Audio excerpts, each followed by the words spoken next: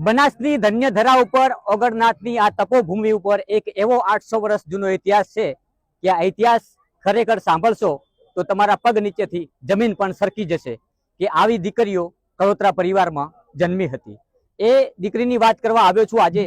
કાંકરેજી પરગણાનું આ નાનકડું એવું આકોલી ગામ કે જે વર્ષો પહેલા મેઘરાજ રબારીના નેહડા તરીકે ઓળખાતું હતું અને એ મુગલ સલ્તનતની સામે જ્યારે આ મેઘરાજ રબારીના નેહડા ઉપર જ્યારે મુગલ સલ્તનતના જે સુબો હતો અલી ખાન એને જ્યારે ચડાઈ કરી અને દીકરી ઉપર જેને એને કહી શકાય કે ક્રૂર નજર કરી અને જ્યારે એને ક્રૂર નજર કરી ત્યારે પણ આ જાજુબાઈ શક્તિ હતી, દેવી હતી અને સતી હતી અને એનું વધ થયું ત્યારે પણ એ જાજુબાઈ શક્તિ હતી, દેવી હતી અને સતી હતી અને આજે 800 વર્ષ પછી પણ જ્યારે આપણે એને યાદ કરવી પડે ને તો આ દીકરી નહીં, એ સમયે પણ એ આ કળોતરા પરિવારની માં હતી। એટલે જ આજે આ તમામ કળોતરા પરિવારના લોકો અહીંયા આકોલી મુકામે આ એના પાટોત્સવમાં ભેગા થયા છે। આપણે એમની સાથે વાત કરવી છે।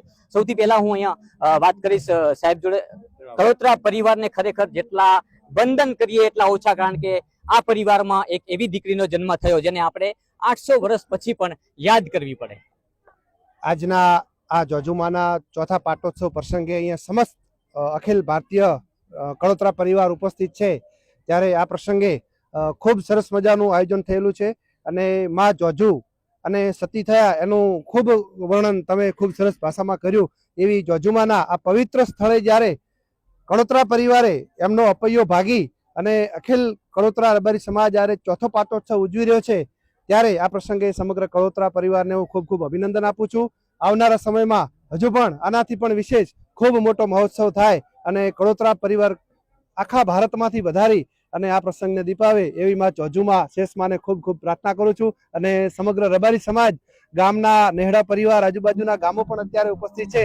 સમગ્ર વિહોતર નાથને આ કળોતરા પરિવારનું જે આંગણે આવ્યા છે એ બધાને માં જાજુ ખૂબ સહાય કરે, માં ખૂબ લાભ આપે એવી માં જોજુને પ્રાર્થના। તમે બોલી રહ્યા છો ને તમારા ચહેરા ઉપર જે મુસ્કાન છે, જે હસી છે, જે ખુશી છે આ પ્રસંગને ઉજાગર કરવાની, તો તમારા કળોતરા પરિવારના યુવાનોને, વડીલોને અપીલ કરું છું કે ભવિષ્યમાં એક કાર્યક્રમ એવો રાખજો કે આ વિષય ઉપર, આ ભગવતી ઉપર, આ નેહડા ઉપર, આ મેઘરાજ રબારીના કળોતરા પરિવાર ઉપર અને આ જાજુબાઈ ઉપર હું સતત 2 દિવસ બોલું। હવે એક મોકો આપજો ક્યારેક।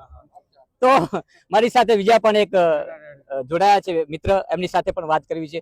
શું નામ છે આપનું? દેવકરણભાઈ દેસાઈ। દેવકરણભાઈ, જાજુબાઈનો અંધેરો ઇતિહાસ એટલા માટે યાદ કરવો પડે છે કે આપણે આજે પરિવારમાં કોઈ દેહ ત્યાગ થયો હોય તો આપણે એને કુદરત શક્તિ આપે છે 5-10 વર્ષ પછી ભૂલવાની, પરંતુ આ એવી શક્તિ છે કે જેને 800 વર્ષ પછી પણ આપણે નથી ભૂલી શક્યા।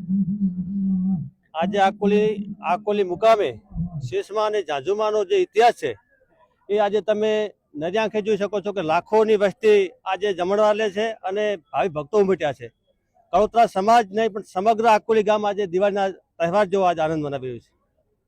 આ માત્ર ઇતિહાસ નહીં, આ ભારત વર્ષના હરેક સમાજને અહીંથી એક સંદેશ જાય છે કે આ દીવા દાંડી સમાન અભૂતપૂર્વ સત્ય ઘટના જાજુબાઈ અને એ કળોતરા પરિવારના મેઘરાજ રબારીએ આખા ભારત વર્ષના હર સમાજને એક સંદેશ આપ્યો છે કે ભાઈઓ ભેગા રહેશો તો કોઈની તાકાત નથી કે તમારી સામે આંગળી ચીધે। મારી સાથે એક અહીંના સેવક પણ જોડાયા છે, એમની સાથે જમાભાઈ જોડે વાત કરવી છે। જમાભાઈ, તમે સતત અહીંયા પ્રયાસ કરી રહ્યા છો આ પ્રસંગને 4 ચાંદ લગાવવા માટે, પરંતુ એ 4 ચાંદ તો આ દેવીએ 800 વર્ષ પહેલા લગાવી નાખ્યા છે। હવે બીજું તો પહેલો તો હું આ મીડિયાવાળાનો અને ખૂબ ખૂબ આભાર માનું છું અને રાજભાઈ ગજ્જર જે આ અમારી માતાજીનો જે જાજુમાનો જે ઇતિહાસ છે એને જે ઉજાગર કરવા માગે છે એમને પહેલાં તો હું ખૂબ ખૂબ અભિનંદન આપું છું। જે અમારા કળોતરા પરિવારને જે માન આપી અને સતત બે દિવસથી જે હાજરી આપે છે એમના એક તો હું ખૂબ ખૂબ અભિનંદન માનું છું અને જે એમની જે વાણી છે, વાણીને લીધે જે મને ખૂબ ઉત્સાહ મળ્યો છે એ મારી જાજુમાં એમને અતિશય વધારે બહુ શક્તિ આપે અને અમને સાથ સહકાર આપે એવો હું રાજભાઈનો બહુ બહુ આભાર માનું છું।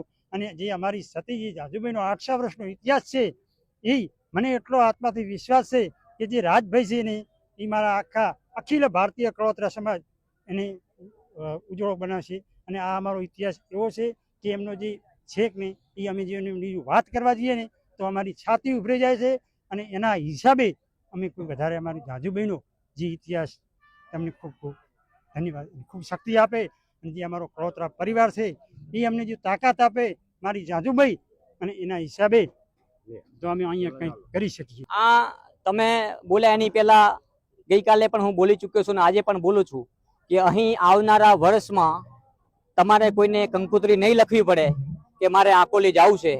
માત્ર રબારી સમાજ નહીં પરંતુ આ ઇતિહાસ જ્યારે જ્યારે જે વ્યક્તિ સુધી પહોંચશે ને એ વ્યક્તિને આપોઆપ ઉત્પન્ન થશે કે મારે ત્યાં પહોંચવું છે અને એ ઇતિહાસ લખાવાનો હજી બાકી છે. આ ઇતિહાસ તો અત્યાર સુધી જાજુબાઈનો હતો પરંતુ હવે ઇતિહાસ બનાવશે કળોતરા પરિવાર. મારી સાથે ભુવાજી જોડાયા છે, કાલે પણ એમની સાથે વાત કરી હતી. ઘણા બધા લોકો સુધી તમારો સંદેશ પહોંચાડ્યો છે પણ મને જપ ત્યાં સુધી નહીં થાય કે આ ગુજરાતમાં નહીં, માત્ર માલધારી સમાજમાં નહીં, આ એક સમાજ, એક વ્યક્તિ આ પ્રસંગને ઉજાગર કરે અને આમાં ભાગ લે. કારણ કે આ હવે માત્ર કળોતરા પરિવારની નહીં, અમારી પણ માં છે. હવે અમે આ જયારે અપૈયો ભાગવાની પેલી કરી ત્યારે આ બધા અમારા 10 ગામોનું સંગઠન હતું. 10 ગામે ભેગા થઈને અમે અપૈયાની મજૂરી કરીને આ બધા ભાઈઓ ભેગા કર્યા. ત્યારે આ ગામને ભાઈઓ એમ કહેતા હતા કે આકોલી અપૈયો ભાગવાનું નિશાન શું? તો મને માતાજી એવું કીધું કે તમારા કળોતરા પરિવારમાં કોઈને પડદા ના થતી હોય, ડોક્ટરના છૂટી પડેલા હોય, એને 2 દીકરા બેલાના આપું તો મારો અપૈયો ભાગ્યો ફીટ છે. આવો સાસુમાનો આશીર્વાદ છે. એવો પણ યાદ છે અત્યારે હાલ ખેમાણાની અંદર ગોપાલ રાયમોલ ને દીકરાને 2 બાબલા આપેલા છે. પણ એ તો કંઈક એનામાં દેવી શક્તિ હતી. ત્યાર તો 800 વર્ષ પછી આપણે એને ઉજાગર કરવાનું મન થયું છે. 800 વર્ષ પછી એ જ નારી, એ જ દીકરી આજ કળોતરા પરિવારમાં એનો જન્મ થયો હતો અને આજે એને મા તરીકે કેમ પૂજવી પડે છે? કારણ કે એના ઇતિહાસ બની ચુક્યા છે અને હજુ તો એ ભવિષ્યમાં કેટલા ઇતિહાસ બનાવવાની છે. આ માત્ર આકોલી ગામ પૂરતું નથી, આ માત્ર ઓગળ ધરા પૂરતી વાત નથી, આ બનાસની ધરા પૂરતી વાત નથી, આ સમગ્ર ભારત વર્ષ માટેની વાત છે. અહીંથી તો એવા હજુ ઇતિહાસ બનાવવાના છે આગામી સમયમાં કે લોકો એવું વિચારશે કે ખરેખર અહીંયા તળાવ હતું. હું એટલે બોલ્યો છું કે ખરેખર અહીંયા તળાવ હતું. અહીંયા એવું નવનિર્માણ થવાનું છે કે આ જાજુબાઈના ઇતિહાસ એવા અમર બનવા જઈ રહ્યા છે કે સમગ્ર ભારત વર્ષ અહીંયા આવીને માત્ર શીશ ઝુકાવશે ને તો એનો બેડો પાર થઈ જશે. અને ખૂબ મોટી વાત છે કે આ મારા વિસ્તારમાં આ આવી પ્રેરણાદાયી ઘટના 800 વર્ષ પછી પણ યાદ કરવાનું મન થાય છે. અને મારે આજે પણ ફરીવાર કહું છું, હમણાં હાલ પણ બોલન ફરીવાર અમુક શબ્દો વારંવાર એટલા માટે બોલવા પડે છે કે જ્યારે કોઈ પરિવારમાંથી ગુજરી જતું હોય તો આપણને એ ભગવાન શક્તિ આપે છે કે 2-5 વર્ષ પછી એને ભૂલી જવું પડે. ના ભૂલીએ તો આપણે આપણો સંસાર ના ચલાવી શકીએ. પરંતુ આ 800 વર્ષ પછી પણ આપણાથી નથી ભૂલાતું.